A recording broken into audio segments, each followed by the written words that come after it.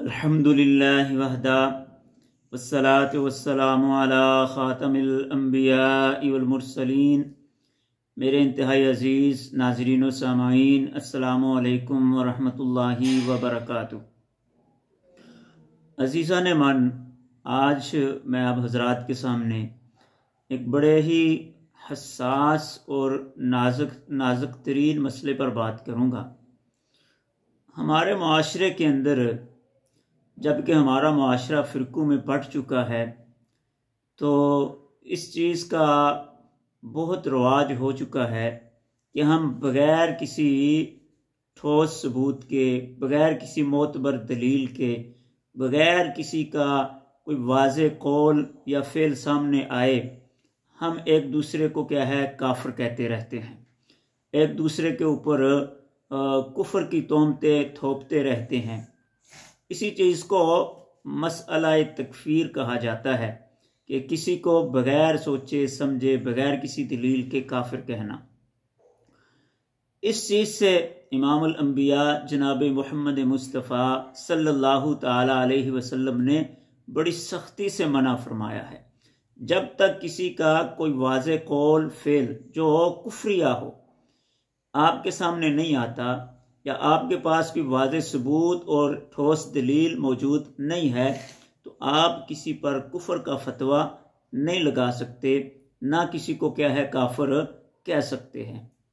حدیث پاک ہے، بخاری شریف کے اندر آتا ہے، حضرت ابو ذر رضی اللہ تعالی عنہ نقل کرتے ہیں، فرماتے ہیں قال رسول اللہ صلی اللہ علیہ وسلم، کہ اللہ کے رسول صلی اللہ علیہ وسلم نے ارشاد فرمایا، لا یرمی راجلا بالفسوق، کہ کوئی بندہ کسی بندے پر فاسق ہونے کی بات، فاسق ہونے کی تہمت نہ لگائے۔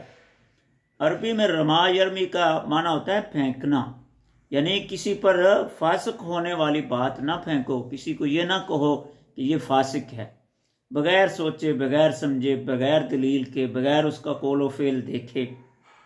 ولا یرمیہ بالکفر، اور اسی طرح کسی کو کافر بھی نہ کہو، کسی پر کیا ہے کافر کا لیبل بھی نہ پھینکو، نہ لگاؤ۔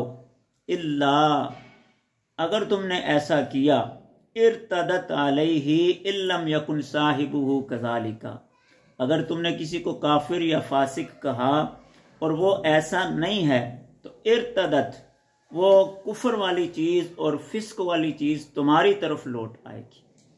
اب یہاں پر محدثین کی دو جماعتیں ہیں۔ ایک جماعت تو کہتی ہے کہ کہنے والا خود کافر ہو جائے گا، فاسق بن جائے گا، لیکن دوسری جماعت محدثین کی ذرا نرمی والا رویہ اختیار کرتے ہوئے کہتی ہے کہ نہیں، اگر اس نے کسی کو بغیر سوچے سمجھے، بغیر اس کا کفریہ یا قول فعل امر ہونے کے کافر کہہ دیا، تو اس کفر کا وبال اور اس کی سزا اس کی طرف ضرور لوٹ آئے گی۔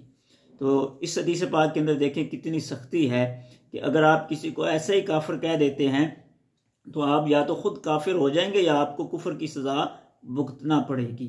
اس میں دونوں چیزیں ہیں، کفر والی بھی اور فسق والی بھی۔ آپ کسی کو کافر بھی نہیں کہہ سکتے، فاسق بھی نہیں کہہ سکتے۔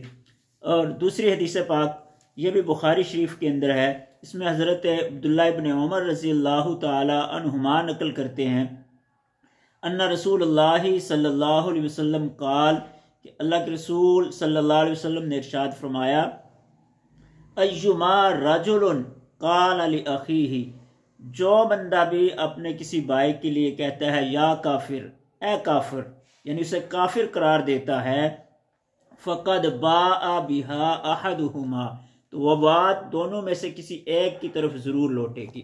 یعنی اگر وہ واقعتاً کافر ہے تو وہ کافر، اس میں تو پھر صداقت ہے، حقیقت ہے، اور اگر وہ کافر نہیں تو یہ بات کہنے والے کی طرف لوٹ آئے گی۔ اس لیے جب تک کسی بھی شخص کا کوئی کفریہ قول یا عمل ہمارے سامنے نہ آئے، یا واضح کوئی ٹھوس ثبوت نہ آئے کہ اس نے کوئی کفریہ عمل کیا ہے یا کفریہ بات کہہ دی ہے، تو اس وقت تک ہم کسی کو بھی کافر قرار نہیں دے سکتے۔ اللہ کی ذات ہم سب کو قرآن و سنت کے مطابق عمل کرنے کی توفیق عطا فرمائے۔ وما علینا الا البلاغ المبین۔